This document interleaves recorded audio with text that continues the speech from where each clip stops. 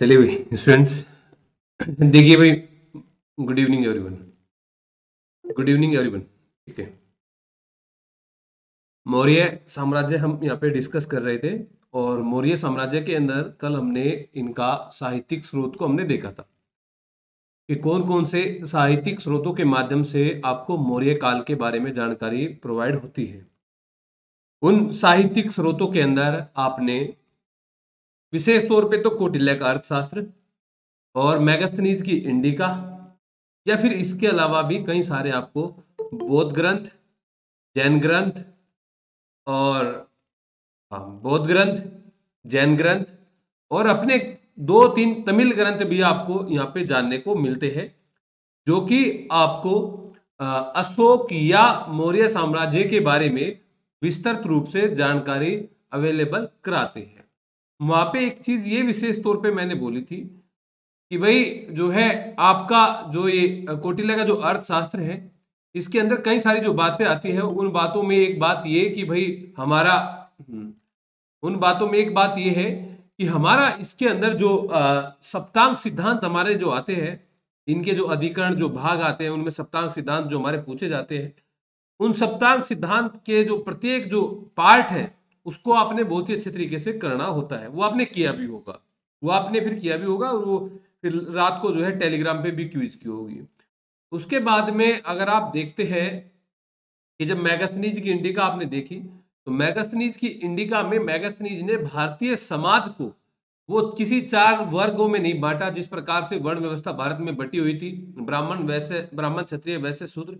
उन्होंने भारतीय समाज को सात भागों में डिवाइड किया, सात समाज को सात भागों में उसको डिवाइड किया। उन सात भागों के अंदर आपने देखा कि सबसे ऊपर किसको रखा है या सबसे नीचे किसको रखा है, वो सातों के सातों की क्रोनोलॉजी आपको आनी चाहिए।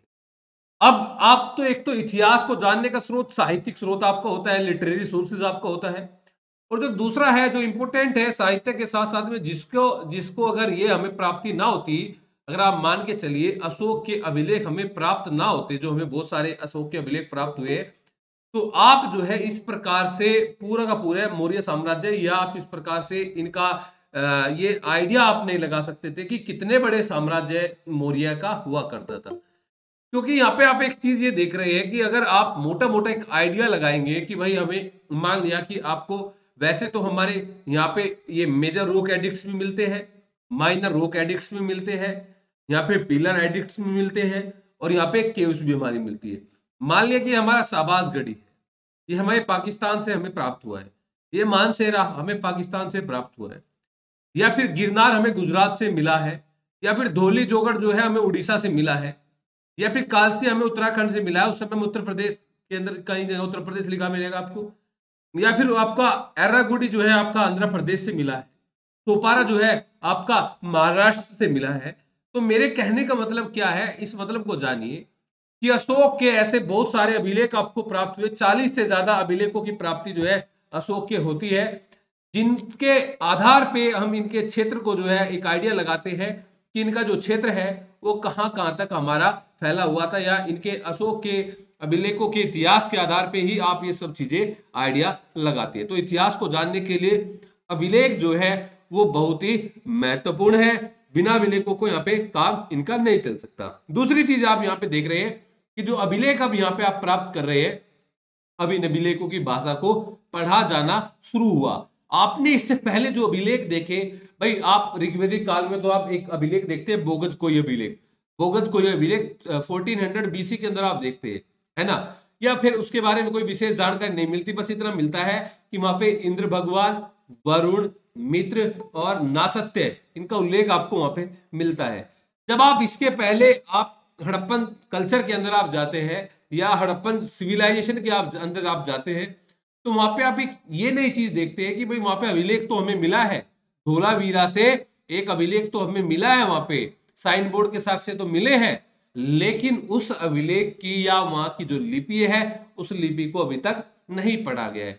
आप अशोक के अभिलेखों की इंपोर्टेंस आप यहां से भी देख सकते हैं कि डॉक्टर डी आर भंडारकर जो है, उन्होंने तो अशोक के अभिलेखों के आधार पर ही सिर्फ उन्होंने तो अशोक के अभिलेखों के आधार पर ही सिर्फ जो है इनके पूरे के पूरे इतिहास को जानने की कोशिश की है सिर्फ अभिलेखों के आधार पे।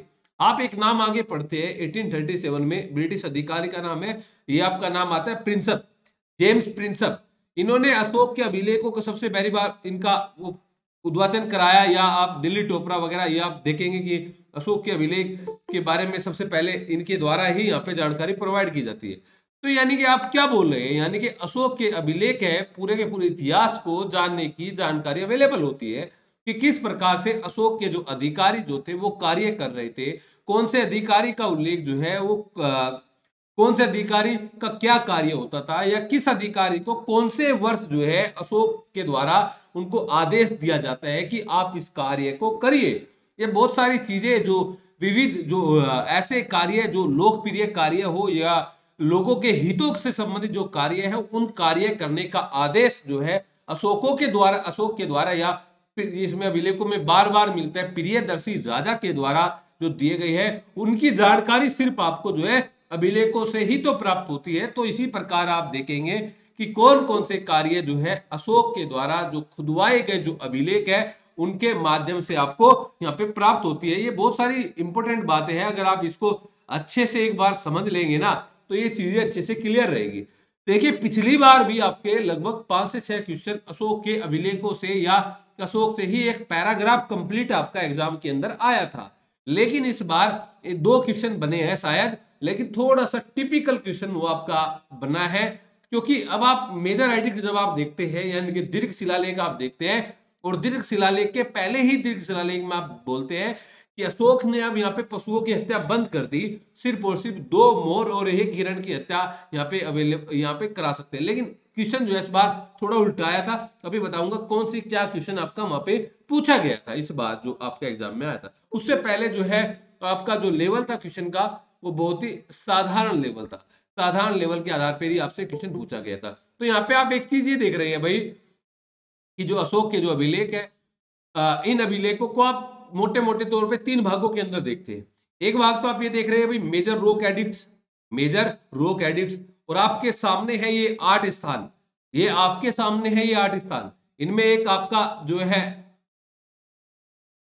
दीर्घ शिलालेख इन इंग्लिश, भाई ये लिख रहा है ना मेजर रोक एडिक्ट्स, ये सामने आपकी स्क्रीन के ऊपर देखिए मेजर रोक एडिक्ट्स है ना। बृहद शिलालेख यानी कि हाँ मेजर रोक एडिक्ट यानी कि शाहबाज गढ़ी आप देखिए, मानसेरा, गिरनार, धौली जोगढ़, कालसी, ये दोनों अलग अलग है, मैंने एक जगह लिख दिया क्योंकि दोनों के दोनों ये उड़ीसा के अंदर से हमें मिले हैं। या कालसी या एरागुडी या सोपारा, इनको आप मेजर रोक एडिक्ट्स के अंदर आप देखते हैं, और जिनको आप मेजर रोक एडिक्ट्स में नहीं देखते उनको आप फिर माइनर में लेके आते हैं, मेजर में नहीं तो माइनर में है। जो माइनर वाले हैं वहां पे अब आप आगे चल के आएंगे कि भाई जैसे कि आप अगर आप यहाँ पे देखेंगे माइनर में कौन कौन से हैं, तो वहां पे आपके बिहार से भी मिलते हैं, वहां पे आपके मध्य प्रदेश से भी मिलते हैं, वहां पे आपके राजस्थान से भी मिलता है, वहां पे उत्तर प्रदेश से भी मिलता है, वहां पे कर्नाटक से भी मिलता है, वहां पे आंध्र प्रदेश से भी मिलता है। तो वो आपके जो है माइनर रोक एडिक्ट्स के अंदर आपके वो काउंट होंगे, माइनर रोक एडिक्ट्स के अंदर वो आपके काउंट हो गए। यहाँ पे आप उसको देखेंगे कि माइनर रोक एडिक्ट्स के अंदर आपके आते हैं। फिर जब आप यहाँ पे ये तो थे आपके शिलालेख, अब आप बात करते हैं पिलर की, यानी कि ये थे आपके एडिक्ट्स। अब आप बात करते हैं पिलर की, यानी कि आप बात करते हैं स्तंभ लेख की। वहां पर भी आप बड़े और छोटे स्तंभ लेख के अंदर आप इसको डिवाइड करते हैं, बड़े और छोटे स्तंभ लेख में। जैसे कि बड़े स्तंभ लेख की जब आप बात करते हैं तो वही दिल्ली टोपरा वाला, दिल्ली वेरठ वाला, या फिर लोरिया अर्राज वाला, लोरिया नंदनगढ़ वाला, या फिर रामपुरवा, या फिर प्रयाग वाला, ये आप देखते हैं। ये आपके स्तंभ लेख के अंदर आप इनको पढ़ते हैं। जब आप लघु स्तंभ लेख के अंदर आप पढ़ते हैं तो वहां पे आप सांची, सारनाथ, निगलीवा, रुमिंदी, ये सारे स्थान आप जो है लघु स्तंभ लेख के अंदर आप देखते हैं। तो ये कई सारे स्टूडेंट का यही डाउट रहता है कि बृहद शिलालेख, लघु शिलालेख, स्तंभ लेख, लघु स्तंभ लेख, इन्हीं में से कंफ्यूजन नहीं दूर हो पाता है कि भाई क्या है ना। ये चीजें बहुत सारी, हाँ बहुत सारी चीजें जो है ये आपको कंफ्यूज करती है। जैसे कि एक ये नाम देखिए यहाँ पे एर्रागुडी के नाम है आपके सामने जो आपको दिख रहा है एर्रागुडी, आप बोलोगे ये एर्रागुडी तो हमें वृहद शिलालेख में भी मिलता है, मेजर रोक एडिक्ट्स में भी मिलता है, यही एर्रागुडी आपको जो है माइनर रोक एडिक्ट्स में मिलता है। हाँ मिलता है, दोनों में मिलता है। तो क्या हुआ, दोनों में मिलता है, तो यहाँ पे मेजर में भी मिलता है और ये आपका माइनर में भी मिलता है, मेजर और माइनर दोनों के अंदर ये हमारा मिलता है। ठीक है, तो आप यहाँ पे देखेंगे कि किन किन चीजों की ये बेसिक बातें मेरे हिसाब से अब आपकी समझ में आ गई होगी कि अशोक के अभिलेखों के बारे में इंट्रोडक्शन अगर आपसे कराया जाए कि क्या अशोक के जो अभिलेख है उनकी जो बेसिक बात है वो बेसिक बात आपकी समझ में आई या नहीं आई। अब फिर मैं जो है आपको मेजर रो कैडेट्स के एक एक अभिलेख पे चलता हूं। जैसे कि सबसे पहले आप बात करते हैं शाहबाजगढ़ी की। इंपोर्टेंस क्या है शाहबाजगढ़ी की, देखिए आप एक चीज जानते हैं कि ये 8 स्थान हमें प्राप्त हुए, शाहबाजगढ़ी, मानसेरा, गिरनार, धौली, जोगढ़, कलसी, एरगुड़ी, सोपारा, 8 स्थान प्राप्त हुए। लेकिन इन 8 स्थानों से हमें 14 लेख प्राप्त हुए। 14 जो राजा के आदेश जो थे या प्रियदर्शी राजा के जो आदेश है वो हमें प्राप्त हुए 14। लेकिन क्या आप एक चीज देखेंगे कि क्या इन 14 के 14 से ये 14 के क्या इन 8 के 8 से ये 14 के 14 आदेश हमें प्राप्त होते हैं? तो आप बोलोगे नहीं, इन 8 के 8 से ये 14 आपको प्राप्त नहीं होते। जैसे कि आप बात करते हैं शाहबाजगढ़ी की, तो शाहबाजगढ़ी में सारे के सारे मिलते हैं, लेकिन एक सिर्फ यहाँ पे आप देखेंगे शाहबाजगढ़ी में सारे के सारे मिलते हैं, लेकिन एक यहाँ पे 12वां नहीं मिलता। ये इंपोर्टेंट बात है, आपसे पूछा जा सकता है कि शाहबाजगढ़ी में पहले से लेकर और 14वें लेख यहाँ पे मिलते हैं, 14 के 14 जो पृथक कलिंग वो उस वहां तक मिलते हैं, लेकिन आपको यहाँ पे 12वां लेख यहाँ पे मिलता नहीं है, 12वां लेख यहाँ पे नहीं मिलता है। जैसे कि आप देखते हैं कि भाई शाहबाजगढ़ी को खोज करने वाला जनरल कोर्ट था। शाहबाजगढ़ी की खोज करने वाला कौन था भाई, आपने पढ़ा हो तो आप बोलोगे शाहबाजगढ़ी की खोज करने वाला था जनरल कोर्ट। लेकिन अगर आपसे पूछा जाए कि ये 12वें की खोज भी क्या जनरल कोर्ट के द्वारा की गई, ये जो 12वां है क्या इसकी खोज भी जनरल कोर्ट के द्वारा की गई, तो आप बोलोगे नहीं, 12वें की खोज जनरल कोर्ट के द्वारा नहीं की गई। 12वें की खोज जो की गई वो हेराल्ड डीन के द्वारा की गई।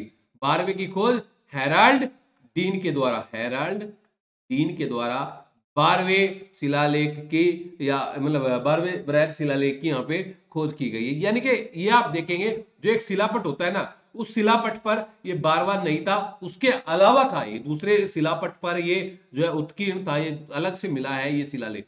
अगर आपसे पूछा जाए कि शाहबाजगढ़ी जो कि आपने पाकिस्तान के अंदर है, पाकिस्तान में पेशावर डिस्ट्रिक्ट के अंदर है, और पेशावर डिस्ट्रिक्ट के अंदर जो ये मिलता है एक तहसील पड़ती है यूसुफजाई तहसील, उस यूसुफजाई तहसील में ये शाहबाजगढ़ी मिलता है। सबसे खास बात क्या है, इसमें 12वां बृहद शिलालेख की प्राप्ति नहीं होती। बताइए इतनी बात समझ में आई कि नहीं आई? इतनी बातें समझ में आई कि नहीं है? आई होगी भाई, है ना। अब बात करिए आप मानसेहरा की, अब बात करिए आप मानसेहरा की। देखिए मानसेहरा ये जैसे कि आप महाजनपद पढ़ते हैं ना, और महाजनपद में आप एक दो महाजनपद पढ़ते हैं जो भारत से बाहर थे, दो महाजनपद पढ़ते हैं जो भारत से बाहर थे, जो पाकिस्तान के अंदर थे। एक आप गांधार पढ़ते हैं और दूसरा आप काम्बोज पढ़ते हैं। एक आप गांधार पढ़ते हैं और दूसरा आप जो है काम्बोज पढ़ते हैं, जो महाजनपद काल के अंदर आपका आता है। तो इसी प्रकार जब आप वृहद शिलालेखों को आप पढ़ते हैं तो वृहद शिलालेखों में आप एक शाहबाजगढ़ी और एक आपका मानसेहरा, ये दो एक ऐसी साइट्स हमें वृहद शिलालेखों के अंदर आती है जो भारत से बाहर, जो कि आपके पाकिस्तान से हमें मिलती है। दोनों के डिस्ट्रिक्ट अलग है, दोनों के डिस्ट्रिक्ट अलग है। शाहबाजगढ़ी जो है ये पेशावर जिले में मिला है, और मानसेरा जो है ये आपका हजारा डिस्ट्रिक्ट में मिला है। मानसेरा जो है ये आपका हजारा डिस्ट्रिक्ट में मिला है। अब एक बात यहाँ पर भी अगर स्टेटमेंट में आपसे आ जाए कि क्या ये जो मानसेरा से जो हमें सारे के सारे लेख मिले हैं, देखिए मान लिया कोई ये शिलापट है, इस शिलापट से हमें 1 2 3 4 5 6 7 8 9 10 11 12 13 ये सभी के सभी लेख एक जगह मिल जाते हैं अशोक के द्वारा, जो यहाँ पे राजाज्ञा दी गई है, जो शासनादेश जो अशोक के है, जो शासनादेश है।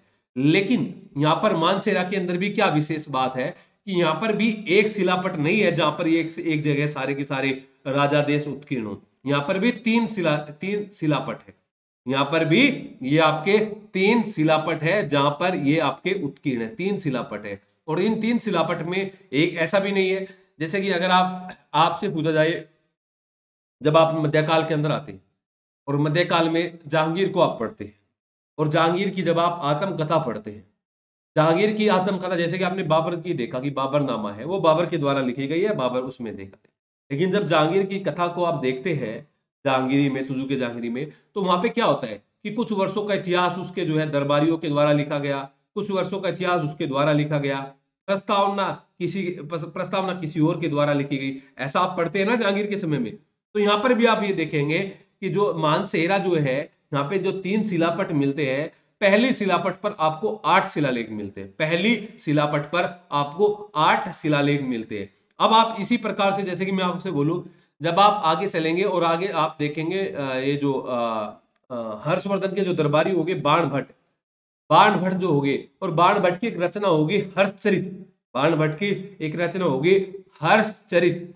हर्षचरित में कुछ अध्याय होंगे, उन अध्यायों को आप देखते हैं कि किस अध्याय में किन चीजों का वर्णन मिलता है। तो यहाँ पे पहले 8 शिलालेख, पहले जो 8 शिलालेख है वो पहले शिलापट में मिलेंगे, और 9 से लेकर 12 तक जो मिलता है वो आपके दूसरा शिलापट में मिलता है, और 13 और 14 जो मिलता है वो आपके तीसरे शिलापट के अंदर आपको यहाँ पे मिलता है। तीसरे शिलापट के अंदर यहाँ पे आपको मिलता है। और हम सीधा सीधा ये बोल देते हैं कि मानसेरा की जो खोज हुई है, मानसेरा की खोज करने वाले कौन थे भाई? मानसेरा की खोज करने वाले जनरल कनिंघम। मानसेरा की खोज करने वाले कौन थे भाई? मानसेरा की खोज करने वाले कौन थे? कनिंघम। लेकिन कनिंघम के द्वारा सारे के सारे शिलालेखों की खोज नहीं की गई, पहले शिलापट की, दूसरे शिलापट की, यानी कि 1 से लेकर और 12 तक जो वृहद शिलालेख आपको मिले हैं, इन 12 शिलालेखों तक जो है कनिंघम ने इसकी खोज की है। अब 13वें 14वें की खोज इसने नहीं की। अगर आपसे पूछा जाए कि कनिंघम के द्वारा मानसेरा के अंदर जो खोज जो की गई थी वो कौन से अभिलेख की खोज जो है कनिंघम ने नहीं की थी, तो आप बोलोगे कि 13वां और आपका 14वां ये शिलालेख है जिसकी खोज जो है कनिंघम के द्वारा नहीं की गई थी। बात बताइए समझ में आई कि नहीं आई भाई, जो मैं आपको बता रहा हूं। और एक विशेष बात जो इन दोनों के दोनों जो अभिलेखों की है, वो विशेष बात यह है कि ये अभिलेख जो है खरोष्टी लिपि के अंदर लिखे, खरोष्टी लिपि के अंदर यहाँ पे लिखे गए। देखिए यहाँ पे कई सारी लिपियां आपको देखने को मिलेगी, खरोष्टी, ब्राह्मी, आर्मेइक या और यूनानी, कई सारी लिपियों के अंदर यहाँ पे आपको जानने को मिलेगा। ये बड़े बड़े अक्षरों के अंदर ये लिपि आपकी खुदी हुई होती थी। तो मेन बात, इंपॉर्टेंट बात है कि शाहबाजगढ़ी में 12वां वृहद शिलालेख नहीं मिलता है, और दूसरा मानसेरा के अंदर जो कनिंघम के द्वारा जो खोज करता है, वो खोज जो की थी वो 13वां और 14वां की नहीं की थी। इसके अलावा 3 शिलापटों पर ये 14 है अभिलेख, 14 शिलालेख मानसेरा के हजारा डिस्ट्रिक्ट से हमें प्राप्त होते हैं। इतनी बात अगर आपको होगी तो ये बातें आपके लिए सफिशियंट यहाँ से आपके लिए रहेगी। देखिए हमें कोई जल्दबाजी नहीं है, हम अच्छे से टाइम बढ़ा के इस अपने सिलेबस को कंप्लीट कर लेंगे, लेकिन चीजें जो है वो बहुत ही आपको अच्छे तरीके से याद होनी चाहिए, मैं ये मान के चलता हूं। तीसरी बात, जब आप गिरनार पे आते हैं, गिरनार की इंपोर्टेंस क्या है? एक तो इंपोर्टेंस ये है कि ये सबसे, इधर आप ये देखेंगे आप गिरनार की कि आज स्थिति, अगर स्थिति की बात करें, शिलालेखों की स्थिति की बात करें, तो सबसे सुरक्षित शिलालेखों के अंदर गिरनार की स्थिति है, सबसे सुरक्षित।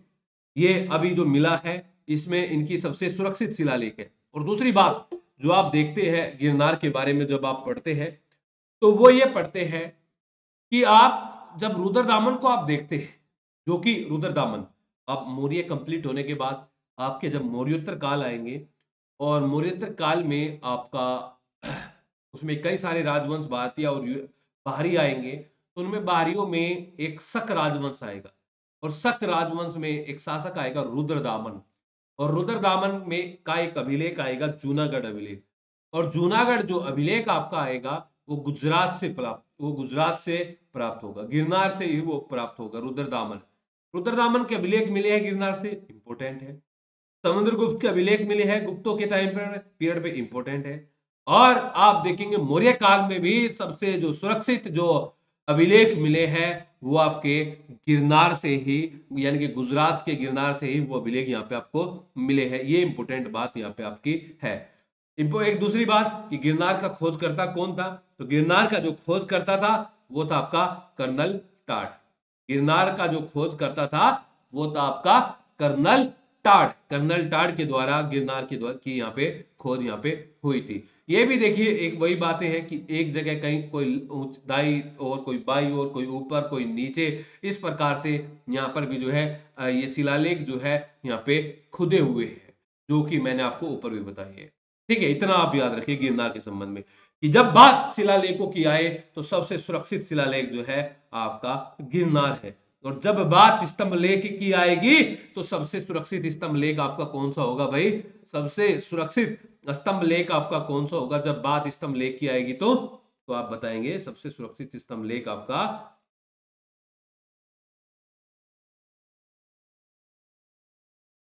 लोरिया नंदनगढ़।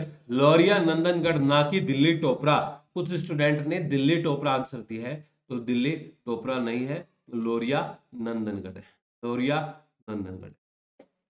अब आप देखिए धोले और जोगड़, ये दो अलग अलग, ये दो अलग अलग है, लेकिन इनकी राज्य की बात करें तो राज्य ओडिशा है। राज्य जो है इनका ओडिशा है, ओडिशा राज्य से ही मिले, ओडिशा राज्य से मिले। ओडिशा का इतिहास भी मौर्य काल में इंपोर्टेंट है, क्योंकि आप देखते हैं जब आप अशोक को पढ़ेंगे तो अशोक के शासन काल में आप जानते हैं कि जब उन्होंने राज्याभिषेक उनका हुआ 269 ईसा पूर्व में, तो राज्याभिषेक के 8 वर्ष के बाद उन्होंने कलिंग पर एक अभियान किया था। उन्होंने जो है कलिंग पर एक अभियान किया था, और उस अभियान में लाखों लोगों की मृत्यु वहां पे हुई थी। तो ये धोली और जोगड़ अभिलेख भी जो है आपको ओडिशा से ही यहाँ पे जानने को मिलते हैं, लेकिन दोनों के डिस्ट्रिक्ट अलग है। धोली जो है वो उड़ीसा में पूरी डिस्ट्रिक्ट से मिलता है, और ये जोगड़ जो है ये उड़ीसा के गंजाम जिले से मिलता है। जोगड़ जो है ये उड़ीसा के गंजाम जिले में मिलता है। धोली की खोज जो की थी वो आपकी किट्टो ने की थी, और जोगड़ की खोज जो यहाँ पे की थी वो आपकी किसने की थी भाई? वाल्टर एलियट ने की थी। जोगड़ की खोज किसने की थी? वाल्टर एलियट के द्वारा की गई थी। वाल्टर एलियट के द्वारा इनकी खोज की गई थी, तो ये इंपॉर्टेंट है, यहाँ पे बात की गई है। इसमें भी एक चीज ये है, जैसे कि शाहबाज गढ़ी में बारहवालेख उत्कीर्ण नहीं है, शाहबाज गढ़ी में बारहवालेख उत्कीर्ण नहीं है, तो यहाँ पे इंपॉर्टेंट क्या है? इसमें 11, इसमें 12, इसमें 13, ये लेख इंपॉर्टेंट नहीं है। ये लेख जो है ये खुदे हुए नहीं है। 11 है, 12 है और 13 है, ये लेख यहाँ पे धोली के अंदर और जोगड़ के अंदर ये लेख यहाँ पे खुदे हुए नहीं मिलते। अगर आपको पता हो तो याद रखना, शाहबाजगढ़ी से 12वां और धोली और जोगड़ से 11, 12, 13 ये तीनों के तीनों ही नहीं मिलते, क्योंकि इनके अलावा पृथक रूप से दो कलिंग जो एडिक्ट्स है वो मिलते हैं। पृथक कलिंग एडिक्ट्स जो है वो मिलते हैं, जो सीमंत वासियों या जनपद वासियों के जनपद वासियों से संबंधित है, उनको दिए गए आदेश से संबंधित है, धोली और जोगड़। इसके बाद में जब आप बात करते हैं कलसी की, इसके बाद जब आप बात करते हैं कलसी की, इंपोर्टेंट है कि यमुना नदी और टोंस नदी के संगम पर स्थित है। कलसी जो है, वैसे तो उत्तराखंड के देहरादून में बोल देते हैं कि देहरादून में है कलसी नामक जो आपको मेजर रॉक एडिक्ट्स मिला है, ये उत्तराखंड में मिला है। ये आपके लिए ये भी इंपॉर्टेंट है कि कौन सी दो नदियों के संगम पर मिला है। तो दो नदियों का जो संगम है वो आपका एक यमुना नदी है और दूसरी आपकी जो है टोंस नदी है। एक यमुना नदी है और दूसरी आपकी टोंस नदी है। टोंस नदी है, यमुना और टोंस के संगम पर ये कालसी नामक साइट आपको यहाँ पे मिलती है। इस बात का आपने यहाँ पे कलसी के संबंध में आपने यहाँ पे याद रखना है। और कालसी का खोजकर्ता कौन था? कालसी का खोजकर्ता था आपका फॉरेस्ट। ये पता नहीं एग्जाम में क्यों भूल जाते हैं। कलसी का खोजकर्ता कौन था? वो था आपका फॉरेस्ट। फॉरेस्ट फॉरेस्ट फॉरेस्ट, याद रखना इस बात। अब आप इसके बाद में जब आप आते हैं एर्रेगुडी के अंदर, जब आप आते हैं एर्रेगुडी के अंदर, देखिए मैंने एक ऐसा, ये मेजर रॉक एडिक्ट्स है कि ये मेजर में भी आता है और ये आपका माइनर में भी आता है। मेजर में भी आता है और ये आपका माइनर में भी आता है। ये आपको पता है कि आंध्र प्रदेश के एक डिस्ट्रिक्ट पड़ता है आंध्र प्रदेश में कर्नूल, एक डिस्ट्रिक्ट पड़ता है आंध्र प्रदेश में कर्नूल डिस्ट्रिक्ट। ये आंध्र प्रदेश के कर्नूल जिले से ये प्राप्त हुआ है। आंध्र प्रदेश के कर्नूल जिले से ये यहाँ पे प्राप्त हुआ है। तो अगर आपसे पूछ रहा है कौन सा ऐसा एक लेख है जो वृहद शिलालेखों में भी आएगा, जो लघु शिलालेखों में भी आएगा, तो आप बोलोगे वो एर्रागुडी है। वो एर्रागुडी है जिसकी खोज अणुघोष के द्वारा की गई, जिसकी खोज जो है अणुघोष के द्वारा की गई थी। और इंपॉर्टेंट क्या है एर्रागुडी के अंदर कि एर्रागुडी लेख में जो लिपि है ना वो औरों से अलग है। जो यहाँ पे लेख लिखा गया है ना एर्रागुडी में, वो ओरो से अलग है। ओरो से अलग क्या है, इस एरागुडी लेक जो एरागुडी जो लेक है, इसकी जो लिपि है वो दाएं से बाएं लिखी गई है, वो इस साइड से इस साइड की ओर लिखी गई है, वो राइट टू लेफ्ट लिखी गई है, जो ओरो से अलग है। तो अगर आपसे पूछा जाए कि ये लिपि जो मिलती है आपको राइट टू लेफ्ट, ये किसकी मिलती है, तो ये आपकी एरागुडी की मिलती है, जो कि आपका आंध्र प्रदेश के कर्नूल डिस्ट्रिक्ट से आपको जो है मिला है। आंध्र प्रदेश के कर्नूल डिस्ट्रिक्ट से जिसकी प्राप्ति आपको यहाँ पे हुई है। और एक अब सबसे लास्ट वाला देखिए यहाँ पे, सबसे लास्ट है आपका सोपारा। सबसे लास्ट आपका नीचे देखिए, सबसे सोपारा। सोपारा इंपोर्टेंट है, very very very very important. क्यों इंपोर्टेंट है, ठीक है, आपने बताया कि महाराष्ट्र से मिला है, और क्या चीजें इंपोर्टेंट है इसकी, आप ही बताइए स्टूडेंट, क्योंकि आप बेसिक बातें जानते हैं कि ये महाराष्ट्र से मिला है और महाराष्ट्र में थाना जिले से मिला है, ये बात इंपॉर्टेंट है। और क्या बात इंपॉर्टेंट है भाई सोपारा की, और क्या बात इंपॉर्टेंट है?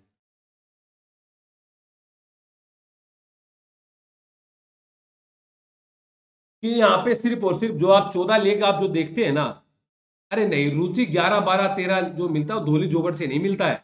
वो आप गलत, वो धोली जोगड़ की बात है 11 12 13 में, सोपारा की बात आप नहीं कर रहे हैं। सोपारा में जो एक सोपारा में जो एक लेक मिलता है ना इन 14 में से, अभी वहां पे खंडित शिला, खंडित ही मिला है, खंडित शिला मिली है।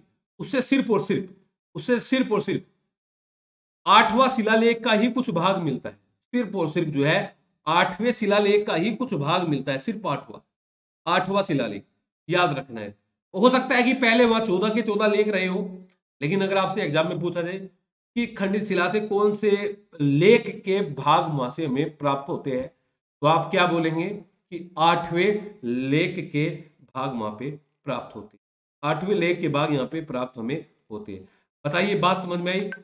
शाहबाज गढ़ी से 12वां नहीं मिलता, मानसेरा से 13 14 की खोजकर्ता का नहीं पता, गिरनार के बारे में मैंने क्लियर करा दिया, धोली जोगड़ में 11 12 13 नहीं मिलता, कलसी के बारे में तो इतना कुछ याद वैसे नहीं रखना है, कर्नल टाड के बारे में एरागुडी के बारे में बता दिया कि लिपि जो है वो आपकी दाएं से बाएं, या सोपारा के बारे में आपको मैंने डिस्कस कर दिया।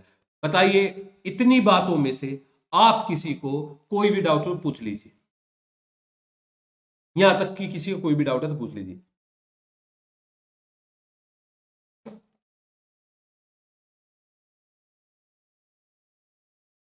अदरवाइज फिर मैं आगे बढ़ता हूँ। और ये जो खंडित शिलालेख है, हाँ हाँ, बोलिए बोलिए बोलिए। खंडित शिलालेख है, ये आपका सोपारा से मिलता हाँ, खंडित शिलालेख मिलता है, उसमें उसमें सिर्फ आठवां शिलालेख ही मिलता है। देखिए जो 14 के 14 लिखे हुए थे ना, उसमें सिर्फ आठवां आठवां मिलता है।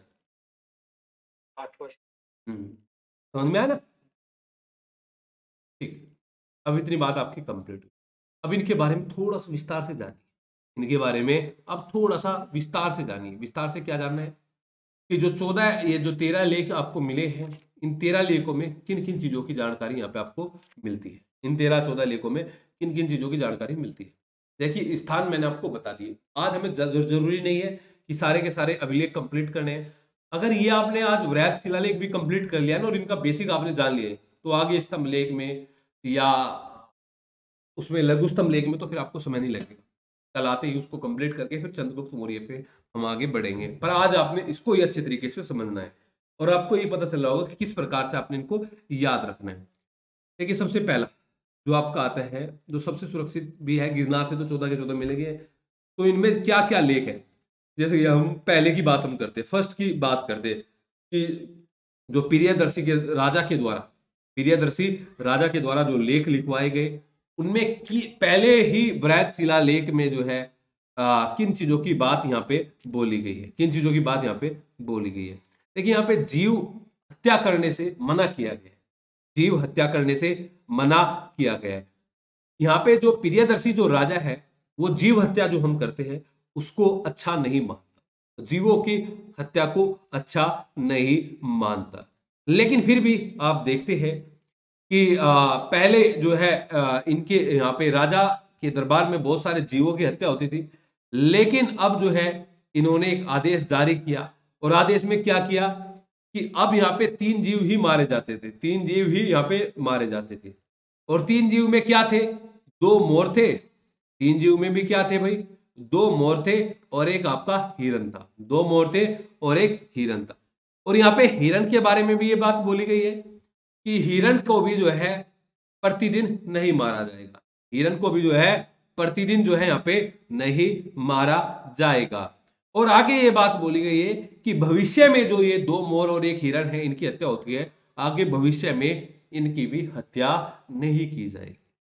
भाई ऐसे कार्य अशोक के द्वारा लोक कल्याण कार्य, या जिसमें लोगों की भलाई, जिसमें इनको धर्म को बढ़ावा मिले, ये ऐसे ऐसे कार्य अशोक के द्वारा बहुत बड़ी मात्रा में यहाँ पे आप देखोगे अशोक के द्वारा यहाँ पे किए गए, जो आप इतिहास के अंदर आपको अलग अलग अभिलेखों के अंदर आप देखते हैं। और कहीं ना कहीं अशोक की मानता भी आप कहीं ना कहीं आपको देखने को मिलेगी। तो 2 मोर एक हिरन, हिरन भी रोजाना रोजाना नहीं मारा जाता था, और आगे से इनकी भी हत्या करना बंद हो जाएगा। अब दूसरे लेख में क्या बोला है? बृहद शिलालेख में अशोक प्रियदर्शी राजा जो थे, इनके देवताओं के जो प्रिय थे, प्रियदर्शी राजा थे, यहाँ पे बोला गया है। देखिए एक चीज आप देखिए, हम 8वीं शताब्दी के अंदर या 9वीं शताब्दी के अंदर, मतलब राजपूत काल के अंदर, हम देखते हैं कि हमारे कई सारे क्षेत्रीय राज्य आते हैं। उनमें प्रतिहार, पाल, चोल, पांडे, ये सब आते हैं हमारे। उनमें से चोल भी आते हैं, पांडे भी आते हैं, या और ये कई सारे राज्य आते हैं। तो इनका उल्लेख अशोक के वृहद शिलालेख में, इनका उल्लेख अशोक के वृहद शिलालेख के अंदर है। चाहे आप बात करें चोल की, चाहे आप बात करें यहाँ पे पांडे की, चाहे आप बात करें यहाँ पे अपने सत्यपुत्र की, चाहे आप बात करें यहाँ पे केरल पुत्र की, या बात करें आप यहाँ पे ताम्रपर्णी की, बंगाल के रूप में जिसको बोला गया है, या फिर बात करें यहाँ पे यवन राज्यों की या उनके पड़ोसी राज्यों की। इनका वर्णन आप देखिए, अशोक का टाइम पीरियड कब था, अशोक का टाइम पीरियड कब था, लेकिन इनका उल्लेख मिलता है कि ये चोल, पांड्य, सत्यपुत्र, यानी कि आप देखते हैं कि पड़ोसी राज्य हुआ करते, यानी कि दक्षिण भारत पर प्रत्यक्ष रूप से कंट्रोल ना तो अशोक का आप देखने को मिलता है, लेकिन ये पड़ोसी राज्य हुआ करते थे। और इन पड़ोसी राज्य के अंदर आप यहाँ पे देखेंगे कि इनके अशोक के द्वारा 2 प्रकार की चिकित्साओं का उल्लेख, यहाँ पे 2 प्रकार की चिकित्साओं का प्रबंध किया गया है। 2 प्रकार की मेडिकल फैसिलिटीज का प्रबंध यहाँ पे किया गया है। 2 प्रकार की कौन कौन सी चिकित्सा? एक आपकी मानव चिकित्सा और दूसरी आपकी पशु चिकित्सा। एक आपकी मानव चिकित्सा और दूसरी आपकी पशु चिकित्सा। मानव चिकित्सा और पशु चिकित्सा का उल्लेख यहाँ पे किया गया है। तो दूसरा वृहद शिलालेख के अंदर आप ये चीज देखते हैं।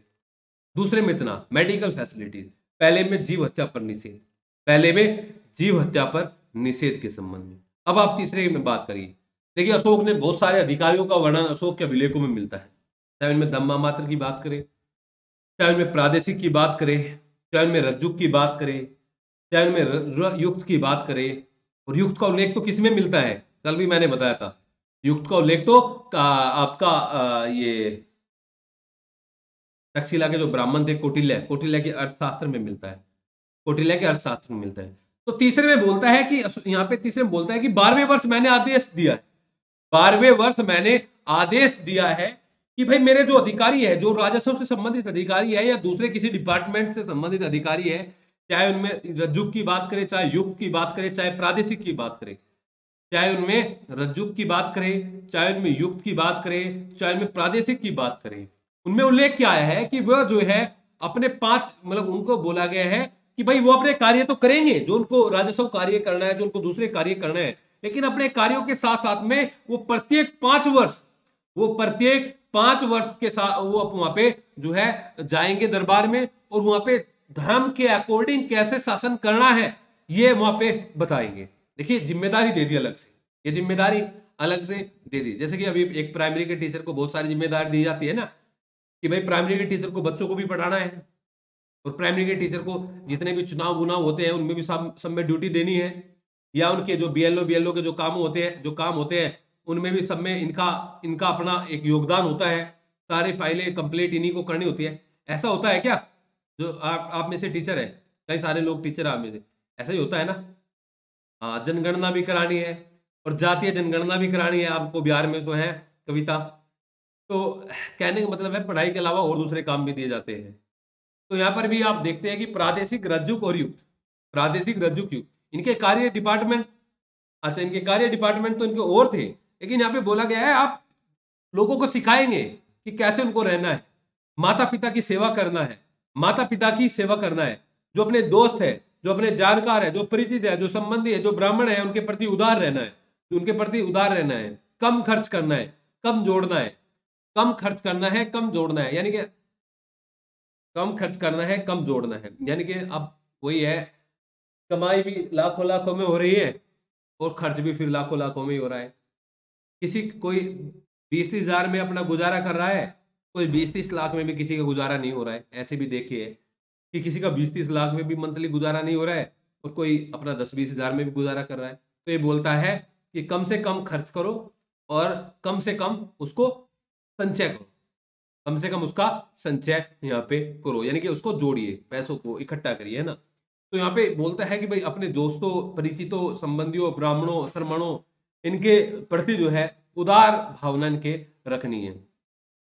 उदार भावना ब्राह्मणों के प्रति, श्रमणों के प्रति उदार भाव, ऐसा नहीं जैसे कि आज बोल देते हैं गाँव में कि जब पंडित जी बोल देते हैं कि इतने रख दीजिए भाई यहाँ पे, कोई भी जब कोई भी कार्य होता है और वहां पे बोल देते हैं पंडित जी भाई रख दीजिए 100 रुपीज या 500 रुपये रख दीजिए। फिर कहीं भाषा देखी है मैंने, मतलब ऐसी भाषा होती है कई जगह गाँव में बोलते हैं, ओ पंडित, हे पंडित, मतलब ऐसे पंडित जी से जो है दूसरी भाषा पे आ जाते हैं जब बात आती है। यानी कि यहाँ पे बात क्या है कि ब्राह्मणों के साथ में उदार भाव, श्रमणों के साथ में उदार भाव, परिचितों मित्रों के साथ में उदार भाव, वो नहीं है कि छोटी छोटी बातों में जो है वो कार्य कार्य। तो यहाँ पे प्रादेशिक रज्जुक युग आपसे पूछा जाएगा कि प्रादेशिक रज्जुक युग का उल्लेख कौन से अभिलेख में मिलता है, वर्ग शिलालेख में मिलता है, तो तीसरे में मिलता है। क्या आदेश दिए जाते हैं कि आपको इनको माता पिता की सेवा करना, ये सब कार्य, ये सब चीजें बोली गई है। कब बोला गया है, कब आदेश दिया है, 12वें वर्ष आदेश दिया है। कितने वर्ष के बाद राज्य का दौरा करेंगे, 5 वर्ष के बाद राज्य का दौरा करेंगे। जैसे 10 वर्ष में जनगणना होती है ना, 10 वर्ष में जनगणना होती है। अब बात करिए आप चौथे की, अब आप बात करिए यहाँ पे चौथा है जो फोर्थ, जो वृहद शिलालेख है। अब कहीं ना कहीं ये जीवों की हत्या के संबंध में जो आपने पहला पढ़ा ना, कि वहां पे बोला गया है कि 2 मोर और 1 हिरण मारा जाएगा, उनमें भी जो है हिरण की मृत्यु जो है, हिरण जो है वो रोजाना नहीं मारा जाएगा, है ना। यहां पर क्या हुआ, चौथे के अंदर क्या हुआ कि लंबे समय से आप यहां पे बोला गया है कि जो जीवों की हत्या हो रही है, जो जीवों की हत्या हो रही है, और जो आप, हालांकि तीसरे में बोला गया है जो ब्राह्मणों का अनादर हो रहा है या जो संबंधियों का जो अनादर हो रहा है, वो जो संबंधियों का जो अनादर हो रहा है, अब यहां पे बोला गया है ऐसा नहीं होगा। अब ये जो भेरी घोष जो है, इस भेरी घोष को आप किस में बदलाव करेंगे, भेरी घोष का बदलाव किस में करेंगे, हम घोष में करेंगे। भेरी भेरी भेरी भेरी घोष का बदलाव किस में करेंगे। भेरी मतलब क्या होता है भाई, भेरी का मतलब क्या होता है अगर आपसे पूछा जाए, भेरी घोष का बदलाव करेंगे किसमें, धम घोष में, धम घोष में, धम घोष में, धम घोष में।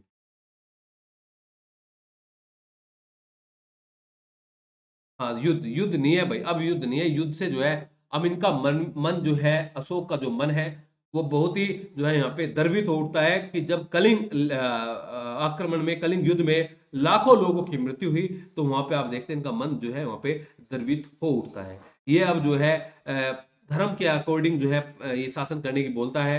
प्राणियों में जो है हिंसा, प्राणियों की अहिंसा या जीवों की रक्षा, या सब ये माता पिता का सम्मान करना, या फिर आप ये भी बोलता है कि भाई जो है राजा बोलता है अगर आगे चल के मेरे पुत्र जो है, मेरे जो पुत्र है या मेरे परपोत्र है, वो आगे इसको बढ़ाएंगे और इसी के अनुसार जो है वो अपना शासन यहाँ पे करेंगे। ये बातें यहाँ पे बोलती है, ये बातें यहाँ पे बोलते हैं, ठीक है, ये बातें यहाँ पे बोली जाती है।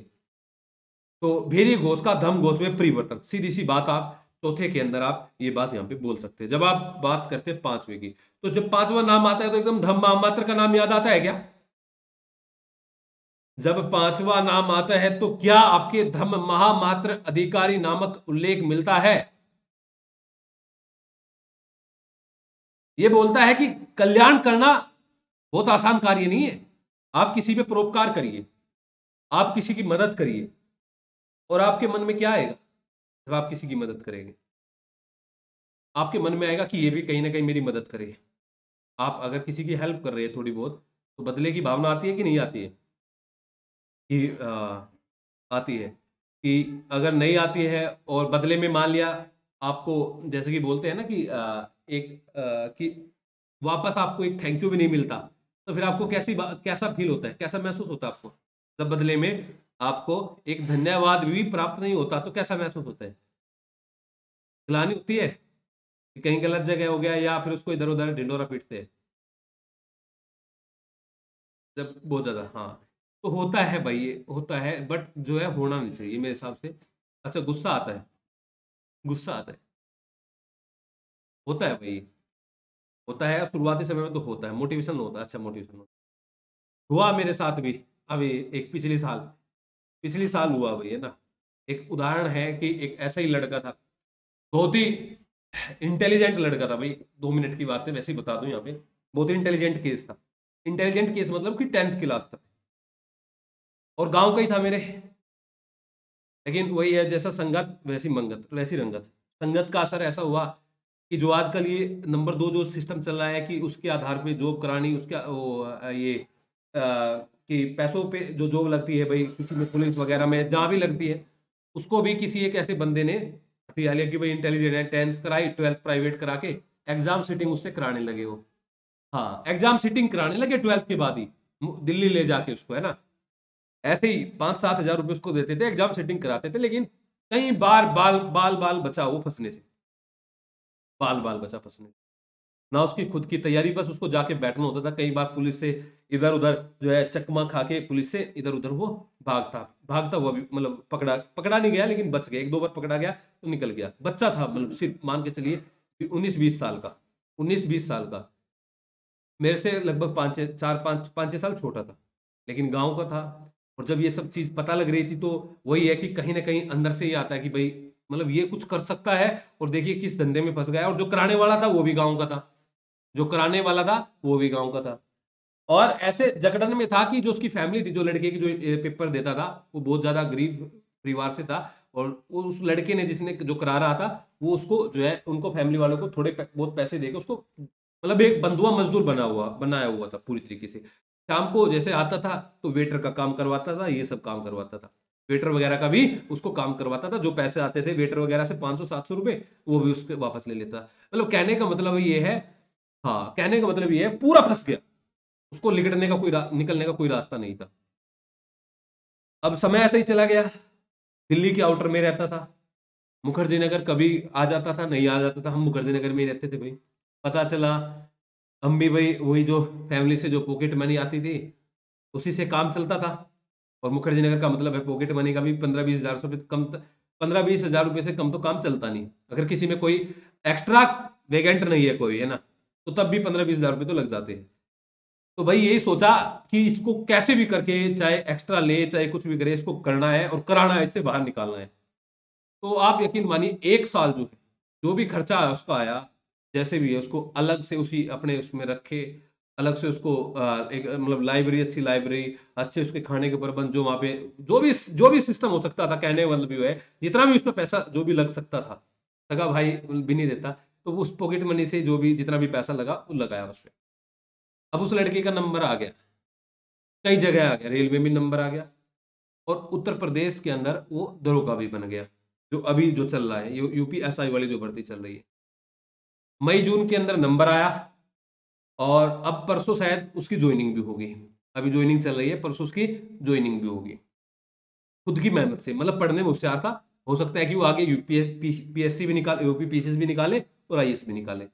लेकिन जिस दिन से उसका नंबर आया, कोई बात नहीं, उस दिन से उसका आज तक एक हाय हेलो का भी मैसेज नहीं आया। गया मैं भी नहीं, बोला मैंने भी नहीं, या पूछा मैंने भी नहीं, और ज्वाइनिंग हो गया उसका।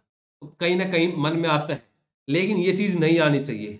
ये चीज़ नहीं आनी चाहिए। हाँ, मतलब भूल गया प्रॉपर तरीके से, कहने का मतलब ये है, वो सब चीज़ें।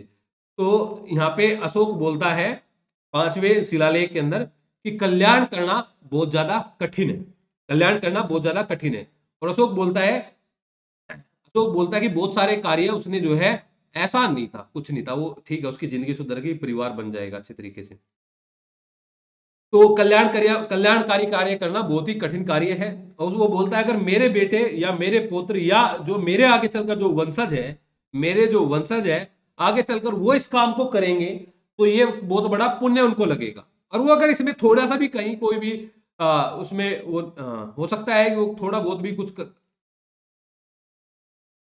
हो सकता है कि थोड़ा बहुत भी वो उसमें कोई कमी रखेंगे तो बाद में वो पाप के इसके अंदर भागीदार बनेंगे। बोलता है कि पाप करना बहुत आसान है, पाप करना बहुत आसान है, लेकिन कल्याण का कार्य करना बहुत ज्यादा कठिन है। धम्म महामात्र की नियुक्ति की, कौन से वर्ष की भाई धम्म महामात्र की नियुक्ति? तो बोलते हैं 13वें वर्ष। धम्म महामात्र की नियुक्ति कौन से वर्ष की? तो बोलते हैं 13वें वर्ष में धम्म महामात्र की यहाँ पे नियुक्ति ये करते हैं। धर्म के अंदर वृद्धि की बात यहाँ पे बोलते हैं, धर्म के अंदर वृद्धि की बात यहाँ पे बोलते हैं। और बहुत सारे ऐसे कार्य इनके द्वारा किए गए, हाँ बहुत सारे कार्य जो ऐसे लोकप्रिय कार्य इनके द्वारा किए गए जिसका उल्लेख भी आपको 5वें में ही आपको यहाँ पे मिलता है ना। यहाँ पे बोलता है कि वो धन देकर मदद करता था, या फिर वो बहुत सारी कठिनाइयों को दूर करते, बहुत सारी कठिनाइयों को दूर करने के लिए वो अलग अलग कार्य यहाँ पे वो करता था। तो धम्मा मात्र का उल्लेख, हाँ 13 क्या, अब इसे राज्यभिषेक के 13वें वर्ष, 13वें वर्ष या कई जगह 13 वर्ष के बाद भी मिलता है, कई जगह जो है 13 वर्ष के बाद भी मिलता है। अब आप बात करिए छठे की, छठे छठे की बात करिए, इंपॉर्टेंट है भाई छठे वाला। ये छठे वाले में क्या बोलता है? अशोक बोलता है कि चाहे मैं कहीं भी रहूं, अशोक बोलता है चाहे मैं कहीं भी रहूं।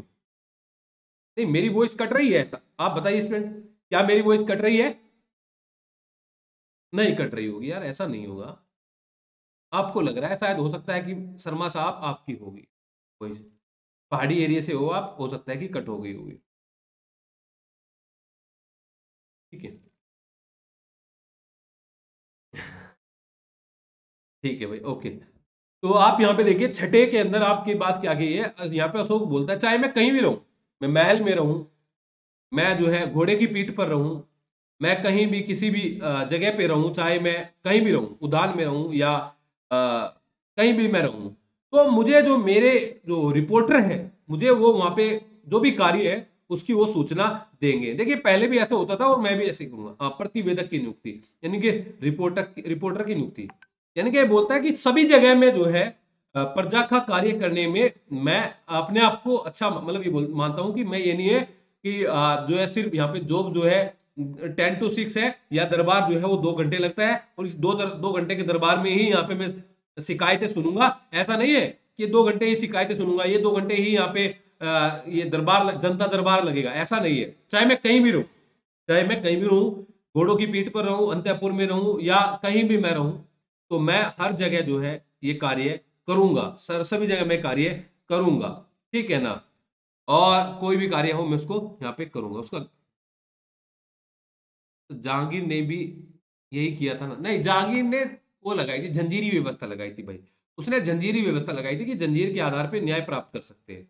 वो आप पहले भी देखते हैं कि इल्तुतमिश के द्वारा भी लगाई गई थी और कई कई हुमायूं के समय में भी देखने को मिलती है जंजीरी न्याय व्यवस्था। वो आपकी थी जंजीरी न्याय व्यवस्था। ये बोलते हैं कि भाई हाँ, जन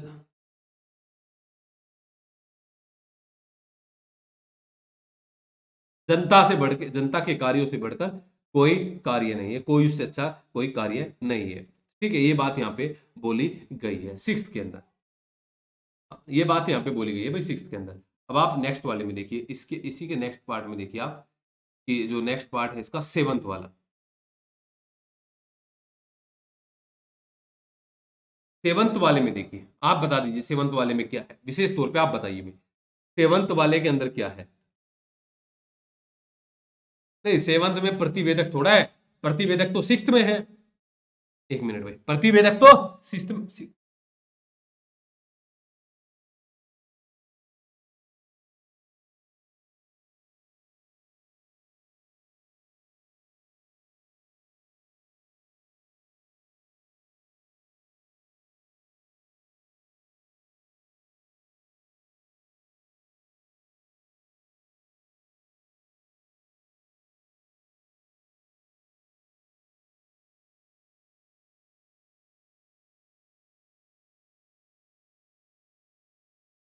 हाँ भाई देखिए क्या बात थी भाई सेवंथ के अंदर, सेवंथ के अंदर जो बात थी यहाँ पे बोला गया है कि सभी संप्रदाय के मनुष्य, सभी संप्रदाय के मनुष्य सभी जगह निवास कर सकते हैं। सभी संप्रदाय के मनुष्य सभी जगह निवास कर सकते हैं, क्योंकि सबका मकसद क्या है?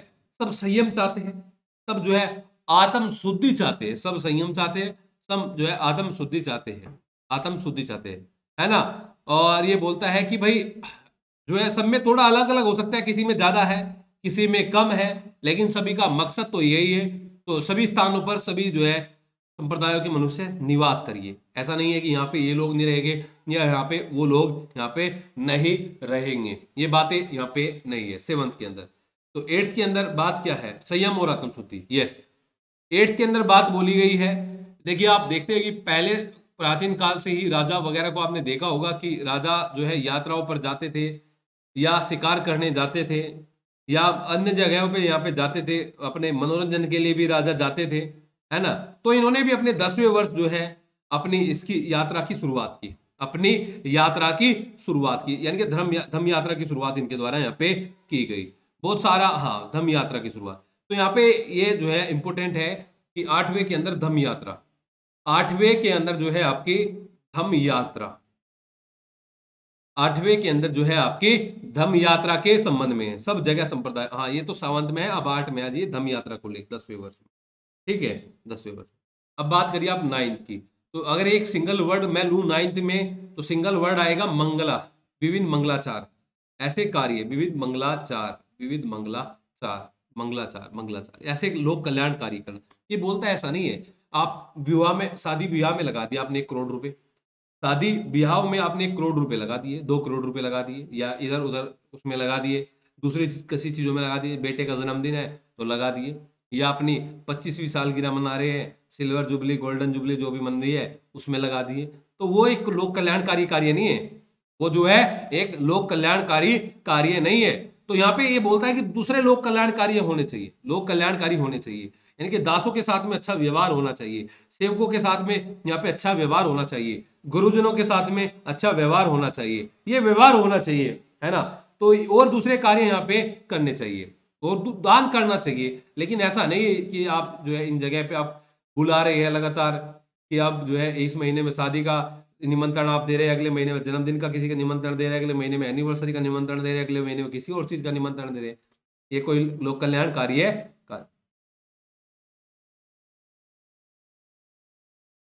ठीक है, तो यहाँ पे आप देखिए नाइन्थ के अंदर, ये अब आप आइए टेंथ के अंदर, टेंथ के अंदर ये बोलता है कि यश और कीर्ति।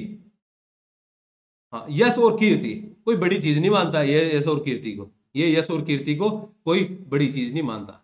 यानी कि मेरे पास इतनी ज्यादा सेनाएं हैं, मेरे पास में ये हथियार है, मेरे पास में ये गाड़ी है, मेरे पास में ये कोठी है, मेरे पास में ये सब है ना। ये इन चीजों में विश्वास नहीं करता, यानी कि यश और कीर्ति में इनका कोई ज्यादा यहाँ पे वो सब चीजें विश्वास नहीं है। ये मानता है कि किन चीजों पे फोकस करता है इसमें, यश और कीर्ति को छोड़कर किन चीजों पे फोकस करता है भाई ये?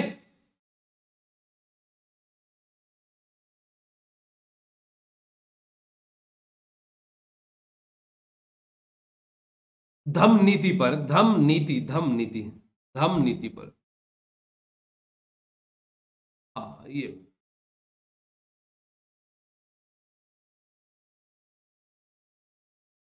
दूसरे कार्यों पर। ठीक है, अब बात आप 11 की करिए। 11 के अंदर क्या है? 11 के अंदर है कि धम के जैसे, धम के बारे में बताया गया, धम पे जोर दिया गया है कि धम के जैसा कोई दान नहीं है, धम के जैसा कोई मित्रता नहीं है, धम के जैसा कोई संबंध नहीं है, और धम के जैसा कोई कार्य नहीं है, धम के जैसा कोई कार्य नहीं है। धम पे यहाँ पे बहुत ज्यादा फोकस किया गया है, धम पे ही बहुत ज्यादा यहाँ पे फोकस किया गया है। यहाँ पे बोला गया है कि पिता की, अपने भाई की, अपने बेटों की, अपने दोस्तों की, अपने संबंधियों के, अपने पड़ोसियों के, है ना, उनको पुण्य कार्य करने के लिए बोलना चाहिए, उनको उसमें ढालना चाहिए। यही सब चीजों करने से अच्छा पुण्य आपको मिलता है, 11 के अंदर बोला गया है। अब 12 और बता दीजिए, 12 हो और बता दीजिए भाई, 12, 12 है और बता दीजिए भाई। धार्मिक सहिष्णुता के संबंध में, धार्मिक सहिष्णुता के संबंध में, धार्मिक सहिष्णुता के संबंध में, धार्मिक सहिष्णुता के संबंध में आपका 12वां है, 12वां धार्मिक सहिष्णुता के। अच्छा, धार्मिक सहिष्णुता के संबंध में तो आज अभी तक भाई हमने बेसिक जानकारी अशोक के अभिलेखों के संबंध में, किसी का कोई डाउट हो तो पूछ लीजिए। इन 8 स्थानों के बारे में किसी का कोई डाउट हो तो पूछ लीजिए। और इन 12 बृहद शिलालेखों के, 13वां नहीं या पृथक नहीं, 13वां और पृथक नहीं, ये इसको अलग से समझने की जिम्मेदारी है, ये इंपोर्टेंट भी है। 13वां और फिर इसके बाद में लघु शिलालेख और उसके बाद में स्तंभ लेख और गुहालेख, ये गुहालेख, इनको अलग से। हाँ बोलिए आंचल यादव। सर ये जो पेपर में आया था कटोरा लेख कहते हैं, हाँ नेट के सेकंड से आया था कि अशोक के अभिलेख को कटोरा अभिलेख कहते हैं, ऐसा ही करके कुछ आया था। अच्छा, ऑप्शन क्या क्या थे? 7वां 8वां और याद नहीं है। अच्छा, कटोरा अभिलेख, चौथा भी था क्या ऑप्शन में? एक 13 भी था ऑप्शन में, 13वें लेख के। अच्छा, 13वें लेख। कि कटोरे पर किस लेख का उल्लेख किया गया है, ये क्वेश्चन था। अच्छा, कटोरे पर किस लेख का उल्लेख किया गया, ये बताऊंगा, इसको प्रॉपर आने पर ही पता चलेगा प्रॉपर। तो ऐसा एक दो देखिए, कुछ क्वेश्चन ऐसे भी होते हैं हमारे एग्जाम में कि बिल्कुल इधर उधर से उधर आते हैं उठा पटक से, तो इसको बता दिया जाएगा भाई, है ना। बाकी एक दो दिन में तो प्रॉपर ही जानकारी मिल जाएगी। अब मैं थोड़ा बताऊं और उसके अंदर 1-2% हो सकता है कि मिस इंटरप्रेट हो, तो फिर हाँ सर नेट में इस बार तो मौर्य आया ही नहीं। हो सकता है नहीं आया हो। पिछली बार 7-8 क्वेश्चन भी आए थे ना, आपको याद हो तो। पिछली बार 7-8 क्वेश्चन भी आए थे, अगर आपको याद हो तो, फर्स्ट शिफ्ट के अंदर। सर जी। सर इसमें आपने कहा 8, तो वही 7 का उल्लेख आया ना? 7 आपके मेजर रॉ के लिए। 8 है भाई, देखो गिन लो। ये धोली और जोगड़ दोनों अलग अलग है, मैंने एक जगह काउंट कर दिए। 7 हो 8 हो गए।